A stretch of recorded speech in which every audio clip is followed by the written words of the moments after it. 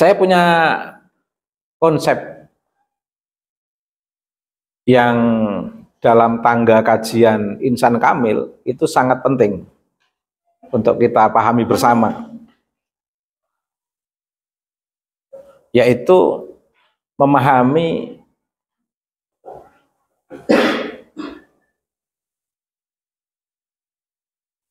manusia dari dua aspek, aspek psikis dan aspek fisik. Dengan kita mengkaji dua aspek ini yang akan saya sampaikan pada kalian, maka kita nggak akan salah paham mengkaji teori insan kamil dari perspektif Ibnu Arabi, dari perspektif Al-Jili, dari perspektif Muhammad Iqbal. Nah, kalau dari perspektif Imam Ghazali tentu masih bersifat dasar, tidak akan membuat salah paham. Tapi kalau dari perspektif Ibnu Arabi, konteks pembahasan insan kamil, itu kalau nggak memahami akar keilmuan keberadaan manusia, itu bisa salah paham. Oleh karena itu, sebelum masuk ke kajian Ibnu Arabi dan Al-Jili serta Muhammad Iqbal, saya ingin menyampaikan kerangka dasar keberadaan manusia itu harus dipahami dari dua aspek, aspek psikis dan aspek fisik. Kalau ini tidak terjadi secara seimbang, orang tidak akan mencapai insan kamil. Baik insan kamil dalam perspektif Ibnu Arabi maupun insan kamil dari perspektif Imam Ghazali. Nah, aspek psikis sebagai dasar keberadaan manusia, yaitu roh. Pernah saya sampaikan kayaknya di kelas waktu kalian di kelas atas itu. Roh ini sebagai dasar kesadaran manusia kalau dia itu ada hubungannya dengan Allah.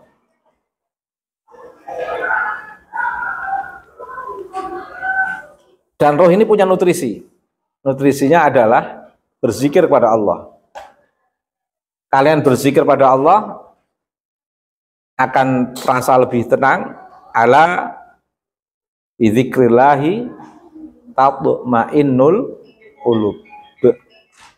Ketahuilah dengan berzikir pada Allah hati akan menjadi tenang. Dan sebaliknya, man a'rada an dzikri fa innalahu ma'isyatan dhanka. Siapa yang berpaling dari zikir, mengingatku, maka dia akan merasakan suasana hidup yang gersang. Artinya apa? Roh sebagai hal yang mendasar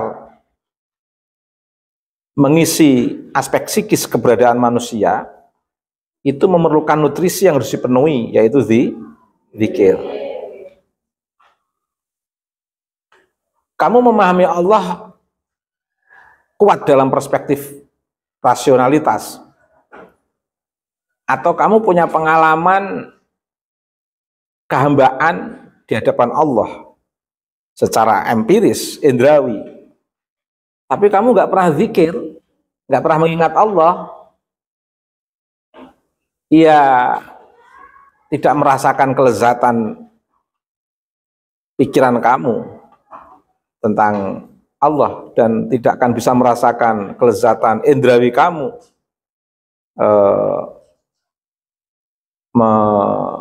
menangkap Allah dalam ruang pengalaman kehidupan kalian secara indrawi ini. Maka mau tidak mau harus pakai zikir. Meskipun memahami akidah itu butuh rasionalitas, butuh keilmuan, juga butuh pengalaman. Tapi bukan berarti tidak diperlukan, diperlukan. Nah, tetapi porsinya itu, kalau saya menyebut sebagai pengantar untuk puncak keintiman, puncak pencapaian kesempurnaan manusia dalam tanda kutip tajalli, bisa merasakan huzur, musyahadah, muqarabah, muhadharah di hadapan Allah, itu akal dan indera punya pengaruh tapi kecil. Nah, justru dasarnya adalah zikir ini sebagai bentuk kelezatan, merasakan kelezatan hubungan dengan Allah, ya zikir ini, roh yang memerlukan nutrisi zikir.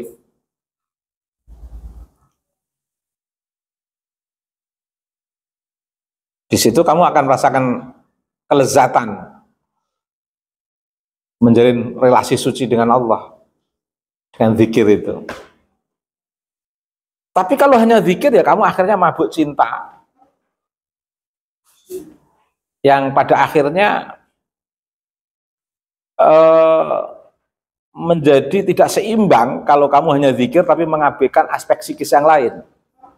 Apa itu aspek psikis yang lain? Yaitu qalb, hati.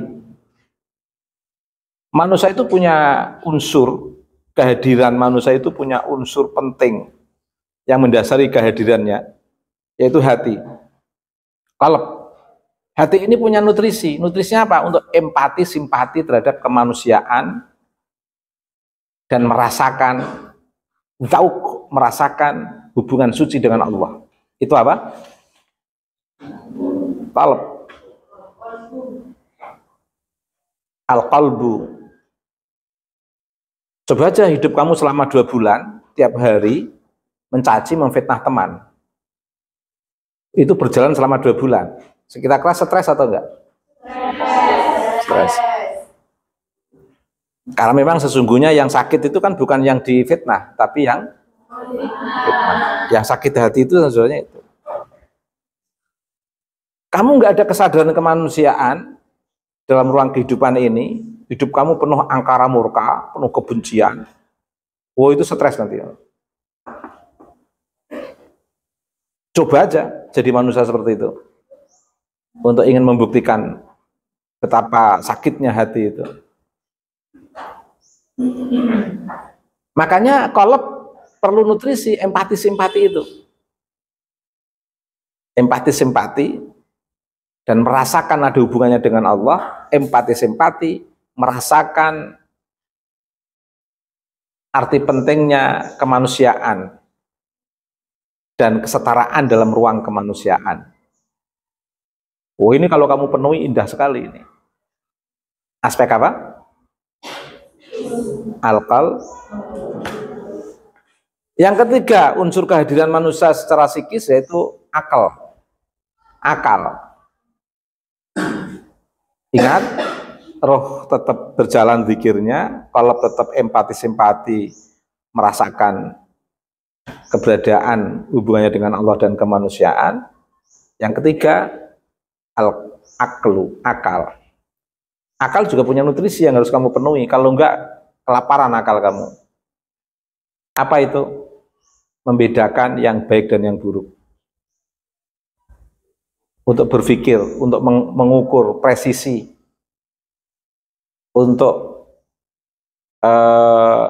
memahami sebuah objek itu terukur atau tidak terukur, itu mesti butuh kerja akal itu. Jangan kamu potong salah satunya. Oh, tetap harus kamu penuhi nutrisinya bersamaan dengan memenuhi nutrisi qalb, bersamaan dengan memenuhi nutrisi akal. Jangan ada yang kamu tinggal satu pun. Bisa berbahaya. Kamu ahli zikir tapi tidak punya empati simpati terhadap kemanusiaan, tidak merasakan hubungan dengan Allah, ya sama saja zikir kamu.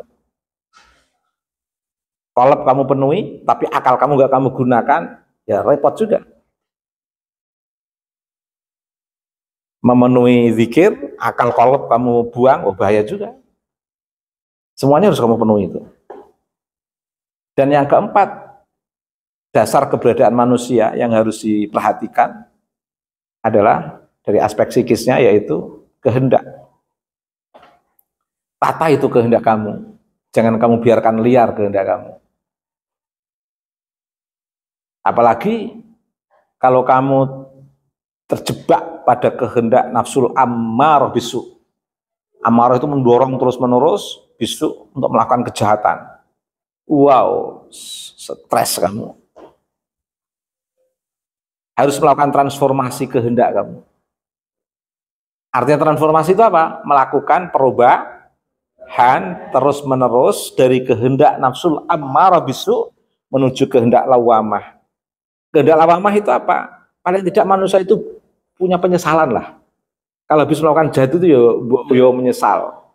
Jangan asik dengan kejahatan, jangan terpuruk dengan hal-hal yang negatif. Ada penyesalan lah. Kamu pernah menyesal melakukan kejelekan? Berarti kamu sudah mencapai nafsu lawamah. Tapi setelah itu mengulang lagi, nah, nafsu lawamah itu. Lebih banyak mana kejahatan dengan kebaikan? Berarti kamu berada dalam nafsul ammarah bisu, lebih rendah, hina itu. Nah, makanya dilakukan transformasi nafsunya ini, dipatok dalam nafsul mutmainnah, nafsu yang tenang, yang sudah tidak goyah, tidak jatuh kepada ammarah bisu, tidak berhenti pada lawamah, tapi pada mutmainnah. Kalau sudah mutmainnah kan enak, nanti dipanggil Allah. Ya ayyatuhan nafsul mutmainnah, irji'i ila rabbiki radiyatan mardiyah fadkhuli fi ibadi wadkhuli jannati. Ini jadikan sebagai sumber epistemologi kamu, mengukur sumber kebenaran sofistik kamu. Dilihat dari aspek psikis. Nah, kalau kamu sudah mutmainnah, enak. Rohaniyahnya sudah berzikir, qalbnya sudah diisi nutrisinya, akalnya sudah diisi nutrisinya, kehendaknya sudah pada kehendak yang mutmainnah, kehendak yang tenang. Kalau kamu sudah pada posisi ini, kamu akan merasakan radiyah. Radiyah itu rela. Orang itu belum bahagia kalau belum rela dalam hidupnya. Kalau kamu belum merasakan kerelaan menerima apapun yang kamu terima dalam hidup ini, kamu tidak akan bahagia. Rumus orang bahagia itu apa? Rela. Rela mendapatkan jodoh kayak apapun. Rela makan 3 kali, 2 kali, rela kamu. Kalau kamu belum rela, meskipun makan 4 kali, seperti belum makan kamu. Rela sehari jilbab 1. Rela 1 bulan jilbab 1, kalau malam dicuci, paginya dipakai kuliah lagi. Kalau memang takdirnya begitu, rela, kamu akan bahagia. Tapi kamu nggak akan bahagia sehari ganti 3 kerudung. Kalau kamu nggak rela, kamu nggak akan bahagia. Kamu punya uang 1 miliar, kamu nggak rela menjalani hidup dengan 1 miliar, kamu akan nggak bahagia. Kamu punya gaji 3 juta per bulan, tapi kamu rela menjalani hidup dengan gaji 3 bulan gaji 3 juta per bulan, kamu akan bahagia menjalani hidup itu. Namanya siapa, Mas? Siapa? Rela punya suami Mas Abian, kamu akan bahagia. Tapi kalau nggak rela punya suami dia, kamu akan sengsara.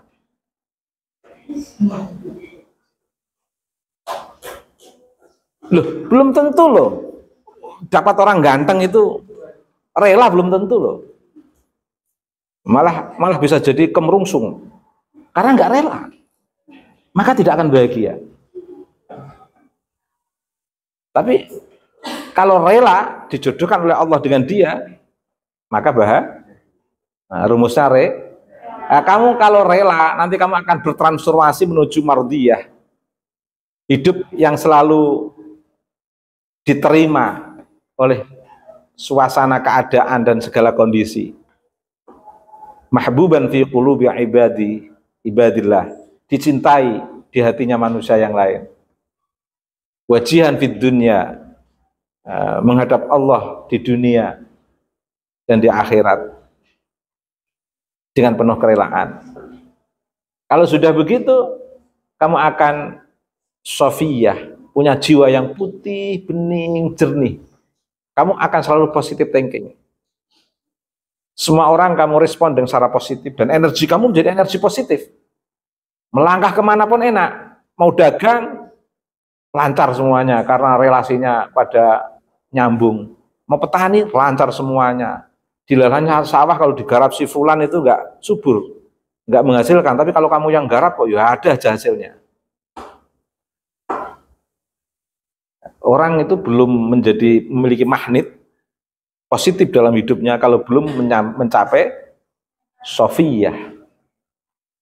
Tapi kalau sudah mencapai sofiyah, dimanapun kamu bahagia dan selalu punya hoki, penuh dengan hoki hidup kamu. Setelah sofiyah maka menjadi baqiyah, transformasi, puncak transformasi di baqi. Apa itu? Min fana'il iradah al-insaniyah ila baqa'il iradah al-ilahiyah. Dari suasana kehadiran kamu yang bukan siapa-siapa, bukan apa-apa, hancur lebur masuk dalam kehendak keabadian Allah. Kemanapun mengalir mengikuti Allah. Kalau minta pada Allah tidak membatasi anugerahnya. Kan banyak orang memohon pada Allah membatasi anugerah Allah.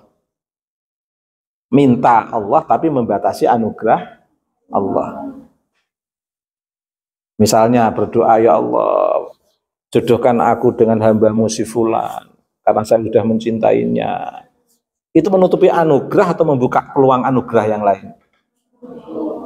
Karena banyak anugerahnya ditutup oleh si fulan itu aja. Kamu mau ujian PNS, ya Allah, semoga ujianku PNS diterima, ya Allah. Karena itu satu-satunya jalan hidup saya. Menutupi anugerah atau membuka anugerah yang lain? Anugerah.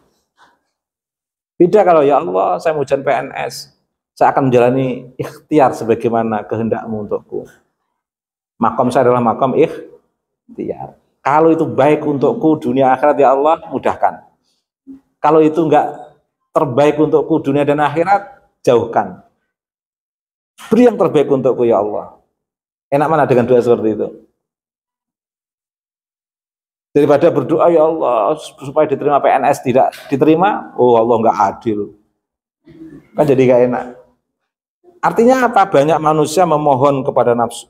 Kelihatannya memohon kepada Allah, tapi hakikatnya memohon nafsu ammarah bisu'nya. Kelihatannya menyembah Allah, tapi sebenarnya menyembah jasadnya sendiri. Mengapa? Karena prinsip-prinsip sufistik seperti ini belum ditata dengan baik. Yang terakhir, aspek psikis, aspek fisik, yaitu jasad. Nah, jasad juga butuh nutrisi. Nutrisinya jasad apa? 4 sehat. Tapi juga hati-hati, tidak selamanya jasad kamu butuh 4 sehat 5 sempurna.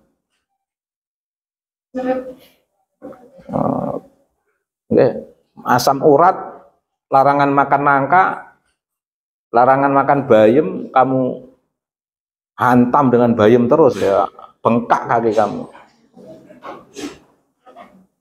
Dia lihat kondisi dan keadaan. Nah, ini prinsip dasar. Fisik akan menunjukkan attitude, perilaku manusia itu baik atau tidak, itu akan dilihat dari fisiknya. Maka kemudian ada akhlakul karim. Akhlak itu apa sih? Kebiasaan, disadari atau tidak disadari, itu namanya Nah, kalau kamu menyadari kebiasaan kamu yang kamu sadari maupun tidak kamu sadari kok membentuk kebiasaan baik, maka disebut akhlakul karim. Kebiasaan yang kamu sadari maupun tidak kamu sadari kok muncul sikap-sikap yang negatif, maka disebut akhlak madmumah atau akhlak yang tercela. Makanya attitude juga penting, kebiasaan-kebiasaan itu dibiasakan yang baik-baik. Karena itu akan menjadi cermin akhlak mulia kalian. Hidup tidak hanya sekedar memenuhi aspek psikis yang saya sebutkan tadi, tapi juga harus menata aspek fisik. Nikmat nggak merasakan hidup seperti ini? Lah, ketika ini sudah terbentuk, maka enak. Al-Quran itu luar biasa. Ya. Kita itu diberi ilmu oleh Allah. Aspek aspek endrawi diambil dari apa? Itu juga penting. Nah, dan harus kalian manfaatkan. Nah, dan itu dijelaskan di dalam Al-Quran surat An-Nahl ayat 78. Nanti dicek.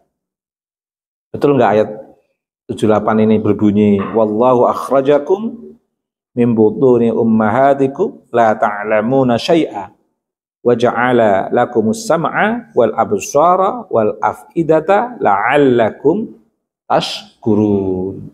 Itu. Jadi Allah itu mengeluarkan kamu dari perut ibumu dalam keadaan tidak mengetahui sesuatu pun. Kemudian Allah memberimu pendengaran. Indrawi kan? Manfaatkan. Kemudian Allah memberimu penglihatan. Manfaatkan. Ini sumber-sumber pengetahuan. Yang disebut pengetahuan empiris itu tadi. Berbasis indrawi. Kemudian Allah memberimu hati nurani atau absor, penglihatan. Dan afidah hati nurani,